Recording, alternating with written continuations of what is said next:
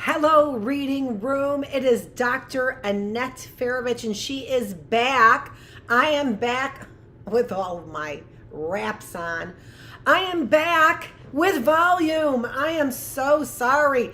Here I am like, woo, I am running like a well-oiled machine. Woo. I was like, oh, I think I might even bring back my microphone. And if you would have heard that, you were like, please bring back your microphone because nobody can hear you. For Pete's sake, don't you have a dial for that? And I do. And that's a part that I'm all rusty on. So I've got to look around here. See the green light, see the volume light, which is the thing I didn't look at. And we are here in the classroom. I think I said, I'm not sure. I'm Dr. Annette Feravich, and we are here. No way. That's what I always do with this. She's a mess. So we are here on, and isn't this appropriate? This is exactly what Animal Farm looked like. So let me let you know what's going on here. All right. So we should look at the title for a second. We've changed our schedule for the classroom, as you can see, and I did not have my volume working right, and so I'm going to have to redo the early birds that I did this morning. And you know, it's so disappointing because you know how I am. When I have to start, well, maybe you don't. When I have to start repeating myself, right? That's not working for me then. Whoops.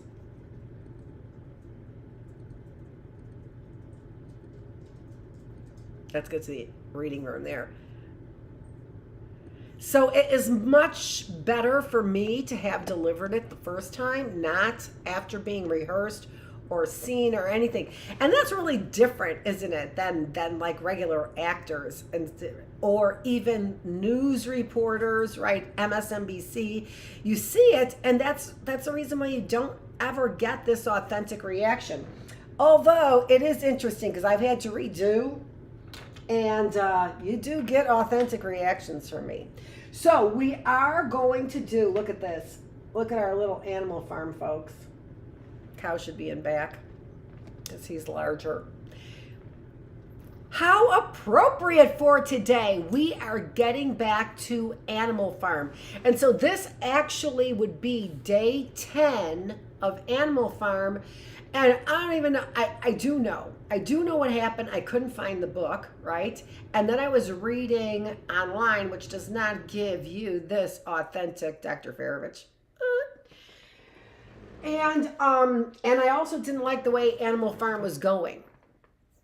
But I found the book.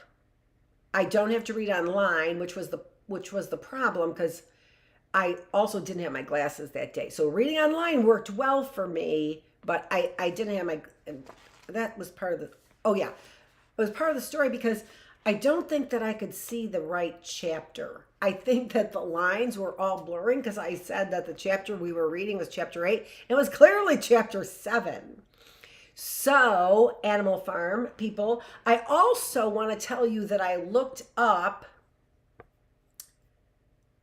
some of the, and so there, that's why we have a reference there. I looked up some of the background, and this has to do with communism, Russian communism, including Stalin. So these characters are from, and I looked all of the characters up. We can go through that. This is not the time to go through the characters, but maybe at the end we will. All right, but right now, especially because I didn't have any performance at all, you know, unless people could read my lips.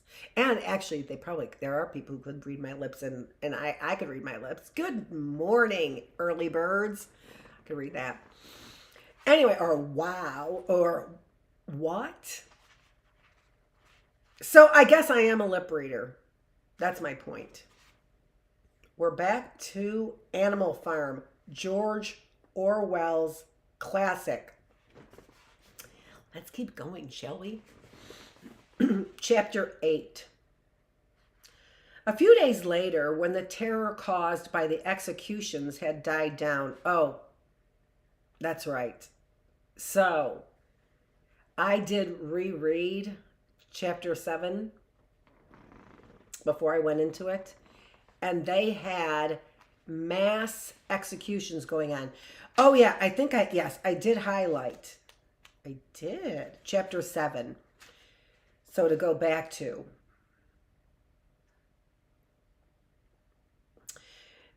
So I'll read the paragraph that's most important. The three hens who had been the ringleaders in the attempted rebellion over the eggs now came forward and stated that Snowball had appeared to them in a dream and incited them to disobey. To disobey Napoleon's orders. They too were slaughtered. Then a goose came forward and confessed to having secreted 6 ears of corn during last year's harvest and eaten them in the night. Then a sheep confessed to having urinated in the drinking pool, urged to do this, so she said, by Snowball, and 2 other sheep confessed to having murdered an old ram, an especially devoted follower of Napoleon, by chasing him round and round a bonfire when he was suffering from a cough. They were all slain on the spot. And so the tale of confessions and executions went on until there was a pile of corpses lying before Napoleon's feet, and the air was heavy with the smell of blood, which had been unknown there since the expulsion of Jones. So Jones was the farmer. The animals wanted the rights of the workers, right? But they weren't really all that organized because they weren't really all that bright. And so they had to rely on those animals that were brighter than them, and many of those animals were in it for themselves, right? Or trained from babies. Like the dogs were the ones who did all the slaughtering, all right? So this book is not for kids. It is really, and that's why I didn't like it. Not that I read only kids' books, but this was really heavy duty. So that was from chapter 7, just to kind of get you up to date. So this really was, and you can see that then too, the animals were confessing. I went and I looked at like Spark Notes to see why they were confessing, and there really wasn't a good reason why they were confessing. I think it's because why would anybody else? It's just like this is BS. This is BS. If this is what you're going to do. But the animals were smart enough to really do that, but animals do have good instincts, don't they? Okay, let's keep going. I want it that way. Chapter 8. A few days later, when the terror caused by the executions had died down, some of the animals remembered, or thought they remembered, that the 6th commandment decreed, "No animal shall kill another animal." And though no one cared to mention it in the hearing of the pigs or dogs, it was felt that the killings which had taken place did not square with this. Clover asked Benjamin to read her the 6th commandment, and when Benjamin, as usual, said that he refused to meddle in such matters, she fetched Muriel. Muriel read the commandment for her. It ran, "No animal shall kill any other animal without cause." Somehow or other, the last 2 words had slipped out of the animal's memory, but they saw now that the commandment had not been violated, for clearly there was good reason for killing the traitors who had leagued themselves with Snowball. Throughout the year, the animals worked even harder than they had worked in the previous year to rebuild the windmill with walls twice as thick as before, and to finish it by the appointed date, together with the regular work of the farm, was a tremendous labor. So don't forget they were building that windmill as well, right? Let me get a little bit of drink of water here on camera.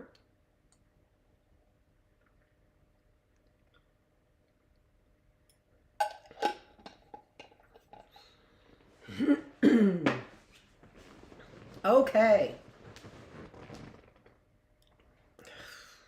Things are still rolling.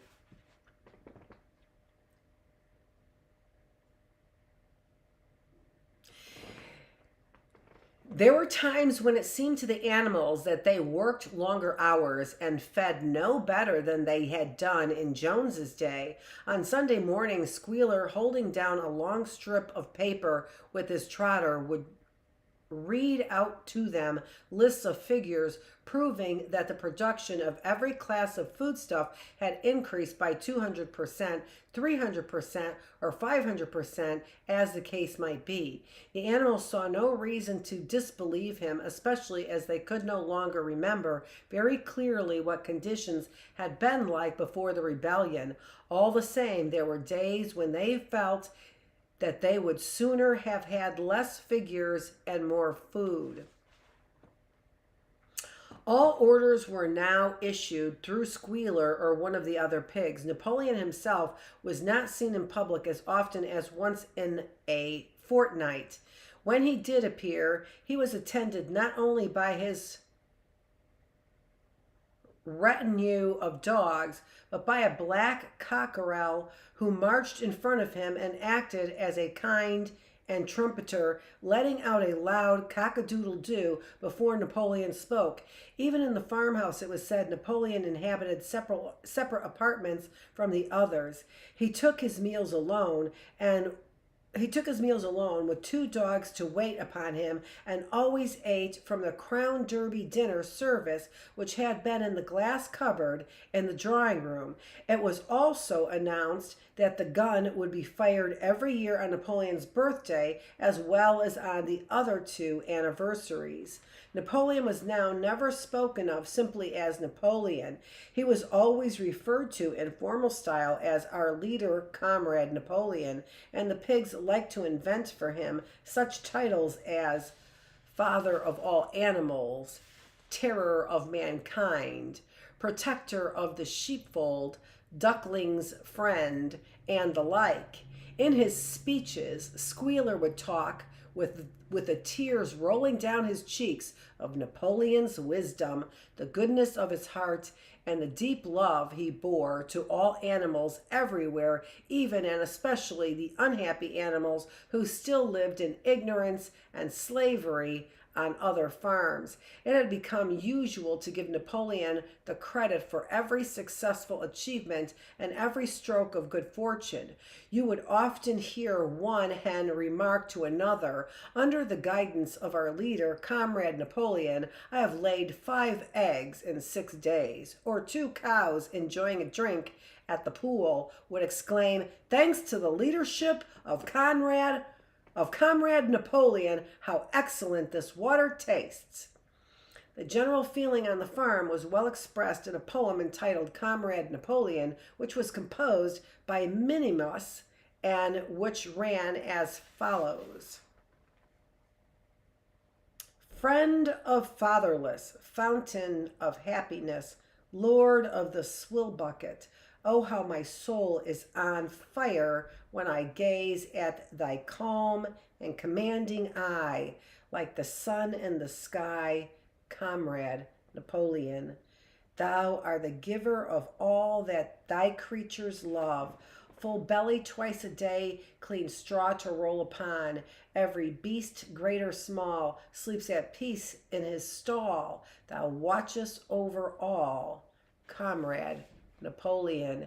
Had I a sucking pig, ere he had grown as big, even as a pint bottle or as a rolling pin, he should have learned to be faithful and true to thee. Yes, his first squeak should be, Comrade Napoleon. Napoleon approved of this poem and caused it to be inscribed on the wall of the big barn at the opposite end of the 7 Commandments. It was surmounted by a portrait of Napoleon in profile. At the Sea of Whimper, Napoleon was engaged in complicated negotiations with Frederick and Pilkington. The pile of timber was still unsold. Of the two, Frederick was the more anxious to get hold of it, but he would not offer a reasonable price. At the same time, there were renewed rumors that Frederick and his men were plotting to attack Animal Farm and to destroy the windmill, the building of which had aroused furious jealousy in him. Snowball was known to be still skulking on Pinchfield Farm. In the middle of the summer, the animals were alarmed to hear that 3 hens had come forward and confessed that, inspired by Snowball, they had entered into a plot to murder Napoleon. They were executed immediately, and fresh precautions for Napoleon's safety were taken. 4 dogs guarded his bed at night, 1 at each corner, and a young pig named Pink Eye was given the task of tasting all his food before he ate it, lest it should be poisoned. At about the same time, it was given out that Napoleon had arranged to sell the pile of timber to Mr. Pilkington.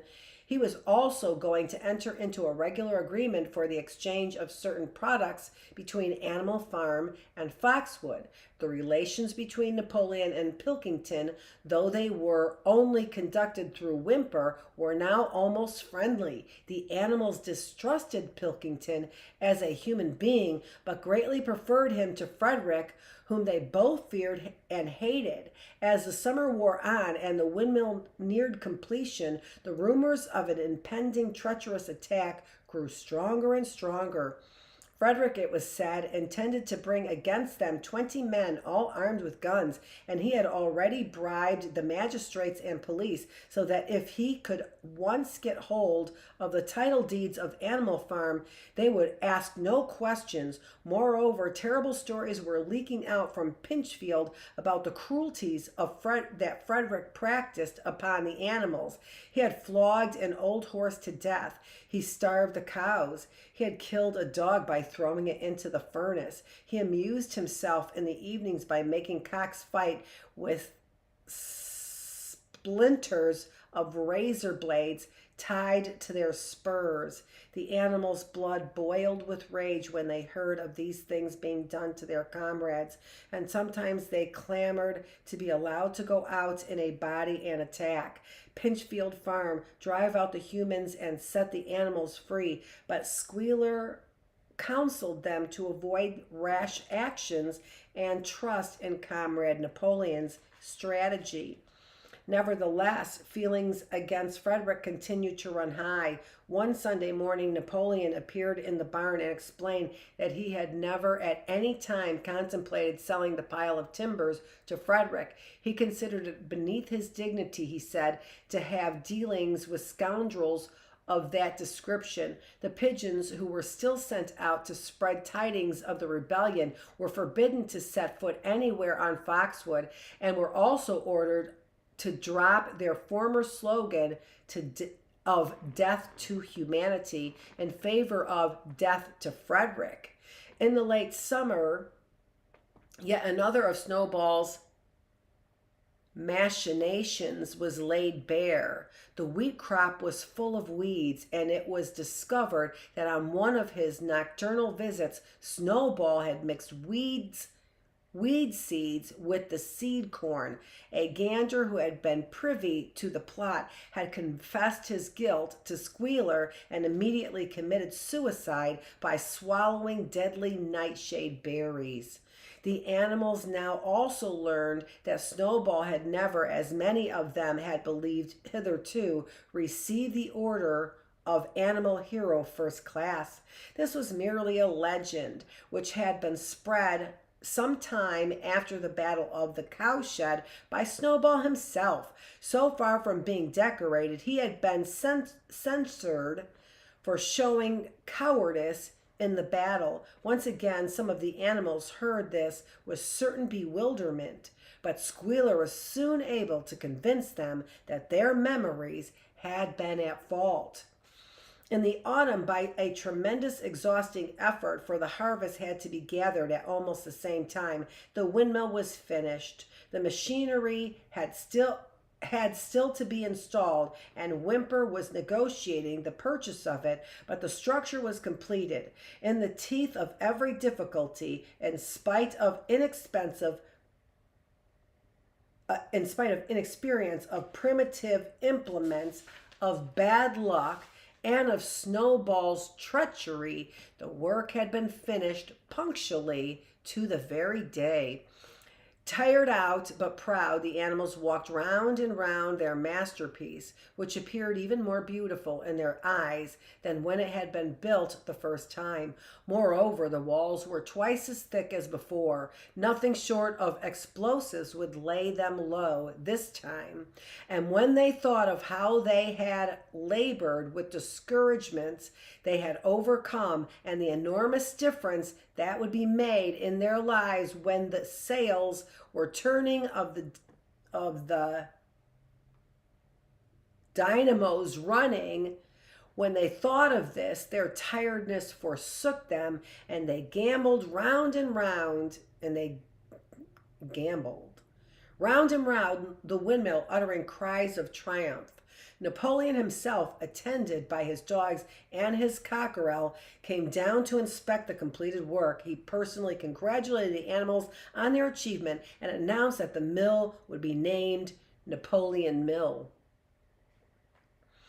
2 days later, the animals were called together for a special meeting in the barn. They were struck dumb with surprise when Napoleon announced that he had sold the pile of timber to Frederick. Tomorrow, Frederick's wagon would arrive and begin carting it away. Throughout the whole period of his seeming friendship with Pilkington, Napoleon had really been in secret agreement with Frederick. All relations with Foxwood had been broken off. Insulting messages had been sent to Pilkington. The pigeons had been told to avoid Pinchfield Farm and to alter their slogan from "Death to Frederick" to "Death to Pilkington." At the same time, Napoleon assured the animals that the stories of an impending attack on Animal Farm were completely untrue, and that the tales about Frederick's cruelty to his animals had been greatly exaggerated. All these rumors had probably originated with Snowball and his agents. It now appeared that Snowball was not, after all, hiding on Pinchfield Farm, and in fact had never been there in his life. He was living in considerable luxury, so it was said, at Foxwood, and had in reality been a pensioner of Pilkington for years past. The pigs were in ecstasies. The pigs were in ecstasies over Napoleon's cunning. By seeming to be friendly with Pilkington, he had forced Frederick to raise his price by 12 pounds. But the superior quality of Napoleon's mind, said Squealer, was shown in the fact that he trusted nobody, not even Frederick. Frederick had wanted to pay for the timber with something called a check, which it seemed was a piece of paper with a promise to pay written upon it, but Napoleon was too clever for him. He demanded payment in real 5-pound notes, which were to be handed over before the timber was removed. Already Frederick had paid up, and the sum he had paid was just enough to buy the machinery for the windmill. Meanwhile, the timber was being carted away at high speed. When it was all gone, another special meeting was held in the barn for the animals to inspect Frederick's banknotes. Smiling beautifully and wearing both his decorations, Napoleon reposed on a bed of straw on the platform with the money at his side, neatly piled on a china dish from the farmhouse kitchen. The animals filed slowly past, and each gazed his fill. And Boxer put his nose to sniff at the banknotes, and the flimsy white thing stirred and rustled in his breath. 3 days later, there was a terrible hullabaloo. Whimper,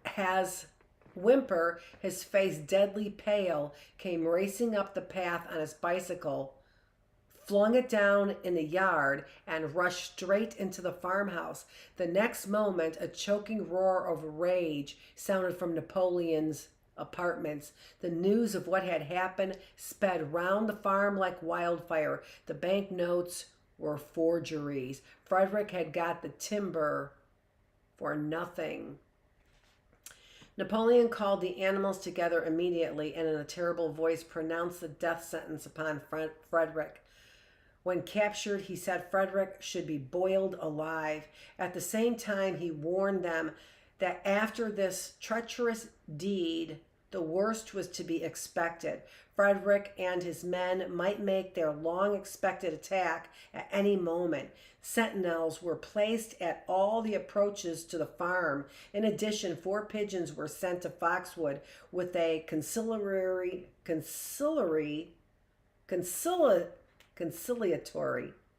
message, which it was hoped might reestablish good relations with Pilkington. The very next morning the attack came. The animals were at breakfast when the lookouts came racing in with the news that Frederick and his followers had already come through the 5-barred gate. Boldly enough, the animals sallied forth to meet them, but this time they did not have the easy victory that they had in the Battle of Cowshed. There were 15 men with half a dozen guns between them, and they opened fire as soon as they got within 50 yards. The animals could not face the terrible explosions and the stinging pellets, and in spite of the efforts Napoleon and Boxer in spite of the efforts of Napoleon and Boxer to rally them, they were soon driven back. A number of them were already wounded. They took refuge in the farm buildings and peeped cautiously out from chinks and knotholes. The whole of the big pasture, including the windmill, was in the hands of the enemy. For the moment, even Napoleon seemed at a loss.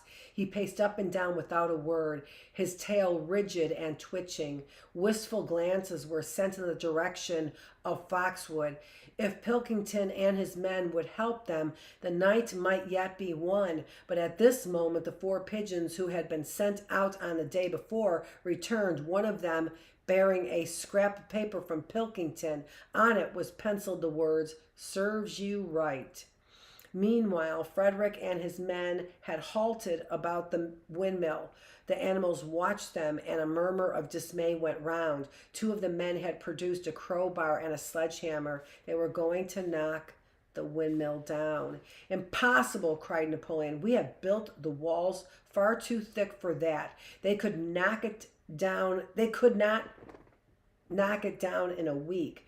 Courage, comrades!" But Benjamin was watching the movements of the men intently. The 2 with the hammer and the crowbar were drilling a hole near the base of the windmill. Slowly and with an air almost of amusement, Benjamin nodded his long muzzle. "I thought so," he said. "Do you not see what they are doing? In another moment they are going to pack blasting powder into that hole." Terrified, the animals waited. It was impossible now to venture out of the shelter of the buildings. After a few minutes, the men were seen to be running in all directions. Then there was a deafening roar. The pigeons swirled into the air, and all of the animals except Napoleon flung themselves flat on their bellies and hid their faces. When they got up again, a huge cloud of black smoke was hanging where the windmill had been. Slowly the breeze drifted it away. The windmill had ceased to exist. At this sight, the animals' courage returned to them. The fear and despair they had felt a moment earlier were drowned in their rage against this vile, contemptible act. A mighty cry for vengeance went up, and without waiting for further orders, they charged forth in a body and made straight for the enemy. This time they did not heed the cruel pellets that swept across them like hail. It was a savage, bitter battle. The men fired again and again, and when the animals got to close quarters, lashed out with their sticks and their boots. A cow, 3 sheep, and 2 geese were killed, and nearly everyone was wounded. Even Napoleon, who was directing operations from the rear, had the tip of his tail chipped by a pellet. But the men did not go unscathed either. 3 of them had their heads broken by blows from Boxer's hoofs. Another was gored in the belly by a cow's horn. Another had his trousers nearly torn off by Jessie and Bluebell. And when the 9 dogs of Napoleon's own bodyguard, whom he had instructed to make a detour under cover of the hedge, suddenly appeared on the men's flank, baying ferociously, panic overtook them. They saw that they were in danger of being surrounded. Frederick shouted to his men to get out while the going was good, and the next moment the cowardly enemy was running for dear life. The animals chased them right down to the bottom of the field and got in some last kicks at them as they forced their way through the thorn hedge. They had won, but they were weary and bleeding. Slowly they began to limp back towards a farm. The sight of their dead comrades stretched upon the grass moved some of them to tears, and for a little while they halted in sorrow silence at the place where the windmill had once stood. Yes, it was gone. Almost the last trace of their labor was gone. Even the foundations were partially destroyed, and in rebuilding it they could not this time, as before, make use of the fallen stones. This time the stones had vanished too. The force of the explosion had flung them to distances in hundreds of yards. It was as though the windmill had never been. As they approached the farm, Squealer, who had unaccountably been absent during the fighting, came skipping towards them, whisking his tail and beaming with satisfaction, and the animals heard from the direction of the farm buildings the solemn booming of his gun. "What is the gun firing for?" said Boxer. "To celebrate our victory," cried Squealer. "What victory?" said Boxer. His knees were bleeding, he had lost a shoe and split his hoof, and a dozen pellets had lodged themselves in his hind leg. "What victory, comrade? Have we not driven the enemy off our soil, the sacred soil of Animal Farm? But they have destroyed the windmill, and we had worked on it for 2 years. What's the matter? We will build another windmill. We will build 6 windmills if we feel like it. You do not appreciate, comrade, the mighty thing that we have done. The enemy was in occupation of this very ground that we stand upon, and now, thanks to leadership, Conrad Napoleon, we have won every inch of it back again. Then we have won back what we had before," said Boxer. "That is our victory," said Squealer. They limped into the yard. The pellets under the skin of Boxer's legs smarted painfully. He saw ahead of him the heavy labor of rebuilding the windmill from the foundations, and already in imagination he braced himself for the task. Before the first time it occurred to him that he was 11 years old, and that perhaps his great muscles were not quite what they had once been. But when the animals saw the green flag flying and heard the gun firing again, 7 times it was fired in all, and heard the speech that Napoleon made congratulating them on their conduct, it did seem to them, after all, that they had won a great victory. The animals slain in the battle were given a solemn funeral. Boxer and Clover pulled the wagon, which served as a hearse, and Napoleon himself walked at the head of the procession. 2 whole days were given over to celebration. There were songs, speeches, and more firing of the gun, and a special gift of an apple was bestowed on every animal, with 2 ounces of corn for each bird and 3 biscuits for each dog. It was announced that the battle would be called the Battle of the Windmill, and that Napoleon had created a new decoration, the Order of the Green Banner, which he had conferred upon himself. In the general rejoicings, the unfortunate affair of the banknotes was forgotten. It was a few days later then that the pigs came upon a case of whiskey in the cellars of the farmhouse. It had been overlooked at the time when the farmhouse was first occupied. That night there came from the farmhouse the sound of loud singing, in which, to everyone's surprise, the strains of Beasts of England were mixed up. At about 9:30, Napoleon, wearing an old bowler hat of Mr. Jones's, was distinctly seen to emerge from the back door, gallop rapidly round the yard, and disappear indoors again. But in the morning, a deep silence hung over the farmhouse. Not a pig appeared to be stirring. It was not nearly 9 o'clock when Squealer made his appearance, walking slowly and dejectedly, his eyes dull, his tail hanging limply behind him, and with every appearance of being seriously ill. He called the animals together and told them that he had a terrible piece of news to impart. Comrade Napoleon was dying. A cry of lamentation went up. Straw was laid down outside the doors of the farmhouse, and the animals walked on tiptoe. With tears in their eyes, they asked one another what they should do if their leader were taken away from them. A rumor went round that Snowball had, after all, contrived to introduce poison into Napoleon's food. At 11 o'clock, Squealer came out to make another announcement.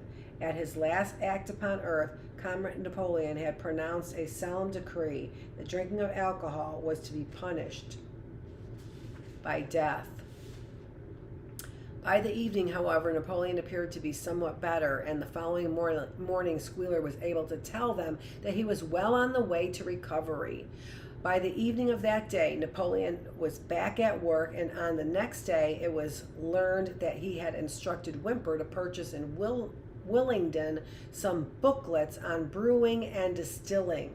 A week later, Napoleon gave orders that the small paddock beyond the orchard, which it had previously been intended to set aside as a grazing ground for animals who were past work, was to be plowed up. It was given out that the pasture was exhausted and needed reseeding, but it soon became known that Napoleon intended to sow it with barley.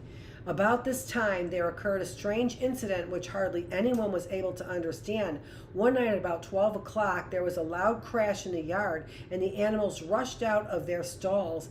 It was a moonlit night. At the foot of the end wall of the big barn, where the 7 commandments were written, there lay a ladder broken in 2 pieces. Squealer, temporarily stunned, was sprawling beside it, and near at hand there lay a lantern, a paintbrush, and an overturned pot of white paint. The dogs immediately made a ring around Squealer and escorted him back to the farmhouse as soon as he was able to walk. None of the animals could form any ideas as to what this meant, except old Benjamin, who nodded his muzzle with a knowing air and seemed to understand, but would say nothing. But a few days later, Muriel, reading over the 7 commandments to herself, noticed that there was yet another of them which the animals had remembered wrong. They had thought the 5th commandment was, "No animal shall drink alcohol," but there were 2 words that they had forgotten. Actually, the commandment read, "No animal shall drink alcohol to excess." That was chapter 8 of Animal Farm. So when I come back tomorrow, we will be reading chapter 9. This is day number 10 of Animal Farm. There's a playlist if you want to start at the beginning. Make sure you see that playlist. I am going to decide what I'm going to do about today's classrooms, the early bird classroom and the Bookless classroom, where I had no volume and threatened to get out my microphone, and probably should have. This is Dr. Annette Feravich. I'm back. I'm stumbling. But I'm still working, right? I am still growth oriented is what I am, right? Instead of fixed oriented or a fixed mindset, I have a growth mindset. I learn from my mistakes. Sometimes I make them again. Dr. Annette Feravich, we are back here in the reading room reading Animal Farm. We just got done with chapter 8. Thanks for joining me.